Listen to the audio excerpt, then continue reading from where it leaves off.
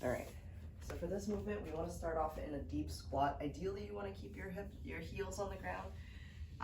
But if your heels are elevated slightly or you don't have quite the ankle mobility to get into this position quite yet, don't worry about it. You can be on your toes for this particular movement, but keep in mind that the long-term goal would be to try to get your heels on the ground and sit comfortably here, which is not always accessible for most individuals, but we want to just keep trying on accessing this position. So you might be a little bit elevated if you're keeping your heels down on the ground, or if you're coming all the way down with your hips, you might be on your toes. Again, the long-term goal of keeping your hips down and low with your heels on the ground.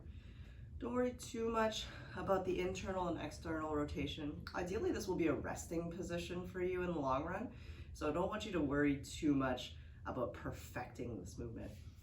You're gonna place one hand down. I like to have a slight bend to my elbow to stop this knee, and I'm just placing my tricep on the inner thigh here, and I'm gonna lock it in place. And this is gonna help prevent this knee from collapsing in as I do my rotation. So hand comes down, I'm blocking this knee, the other hand comes up, reaching right towards the ceiling. So I'm allowing my torso to rotate as much as I can. I'm reaching up, kind of visualize my hand being pulled up towards the ceiling so I can get a little bit more length through my shoulder. From this position here, I like to take a deep breath in, and then exhale, come down, and then we can switch. So we just replace the hand with the other hand, and now I'm slight bend to the elbow, blocking this knee from collapsing in, and then reaching up. So turning the torso as much as I can, hand comes to the ceiling, deep breath in,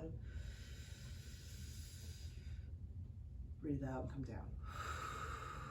Right, and you would just alternate from side to side here, adding in that breath.